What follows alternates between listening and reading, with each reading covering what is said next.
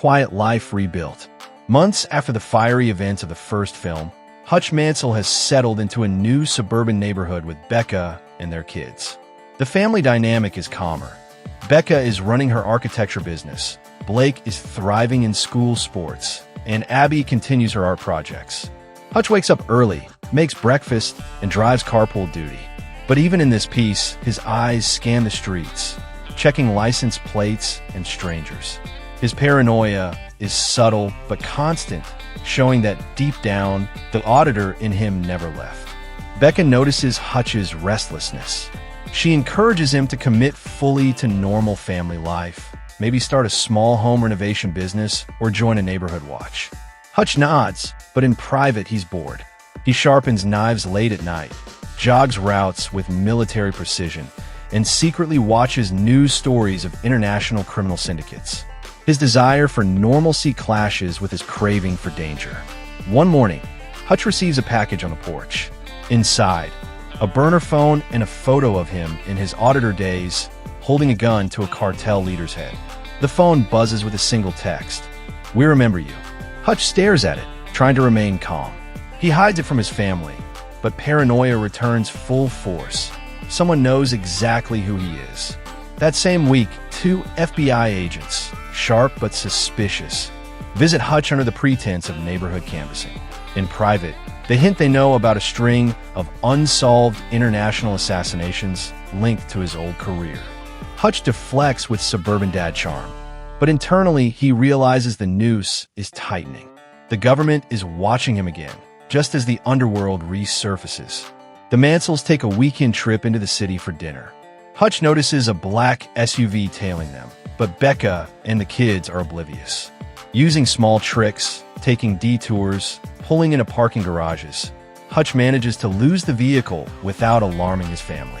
Later, he lies awake in their hotel, realizing his family is now a target.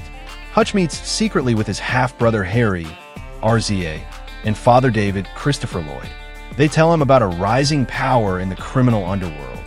Viktor Dragovich, a ruthless ex-military strategist, now running a global syndicate. Viktor has ordered a purge of all former auditors and government enforcers who might threaten his empire. Hutch is not only on the list, he's near the top. That night, Viktor's men sent a clear message. Hutch's old workplace, his previous office job, is torched to the ground. The arson makes the news. Hutch realizes Viktor isn't just coming for him. He's erasing his entire civilian identity. Hutch clenches his fists. The war has already started. Becca grows frustrated with Hutch's secrecy. She demands the truth after seeing the news about his old workplace. Hutch finally admits everything. His past as a government assassin, the people coming for them, and the danger they now face. Becca, angry but terrified, insists on honesty moving forward. For the first time, Hutch fully opens up. Knowing danger is imminent, Hutch begins to prepare his family. Blake learns basic self-defense moves from his father. Abby practices escape drills in case of emergencies. Surprisingly, Becca takes it seriously too, training in firearms with Harry.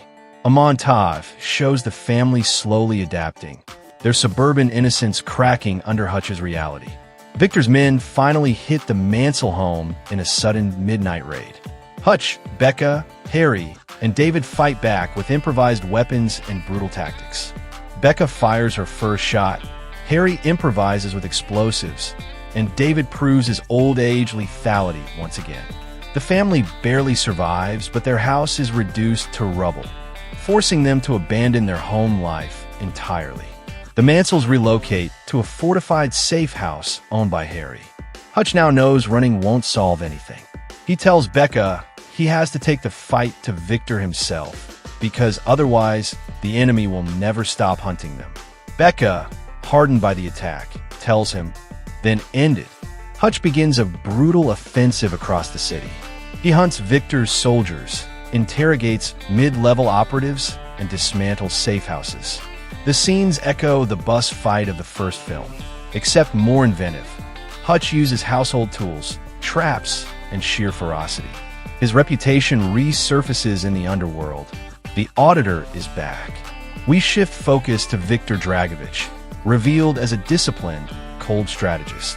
His vision: uniting fractured syndicates into one criminal empire by eliminating anyone with ties to government enforcement, including Hutch. Victor views Hutch as both a threat and a trophy. Killing him publicly would solidify Victor's reign. Hutch calls in a few former auditors, retired killers who owe him favors. Each has their own eccentricities and skills: a sniper, a demolitions expert, a stealth infiltrator. Together with Harry and David, Hutch forms a small, lethal crew. For the first time, Hutch isn't fighting alone. Victor tracks Hutch to Harry's safe house. A massive firefight erupts, with Hutch's crew holding off waves of mercenaries. Each ally gets a bloody showcase moment. Hutch fights with knives and fists. David dual-wields pistols in his bathrobe. And Becca even takes down a soldier herself. Though they survive, Hutch is badly wounded, forcing Becca to confront how much his body is paying for this war. In a quiet aftermath, Hutch and Becca share a vulnerable moment. She patches him up, asking if he even knows who he is anymore: suburban dad or assassin. Hutch admits he's both, and that he can't change his nature. Becca takes his hand, telling him, "Then finish it, so we can live." The final act begins. Hutch leads his team to Victor's fortress, a heavily fortified nightclub/casino hybrid, full of armed guards.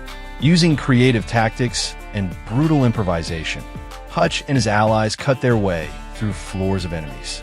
The fight choreography echoes John Wick, but with Hutch's scrappy, messy style: brawls in kitchens, stairwells, and crowded dance floors.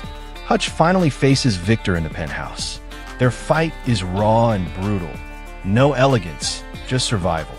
Victor, larger and younger, overwhelms Hutch physically, but Hutch uses his cunning and dirty fighting style to even the odds. After a punishing brawl, Hutch kills Victor with a decisive move, ending the reign of the syndicate. With Victor gone, the syndicate collapses. The FBI agents return, pressing Hutch for answers. Hutch, battered but confident, uses leverage from his past missions to force the agents to look away. The government agrees. Hutch may be a problem, but he's also their unsolvable solution. The film closes on Hutch and Becca house hunting again. This time, there are no lies. She knows exactly who he is, and they embrace a future built on truth. Just as they find a quiet home, Hutch's phone buzzes with another burner call. He smirks slightly. Peace never lasts, but Hutch Mansell is ready for whatever comes next. Cut to black.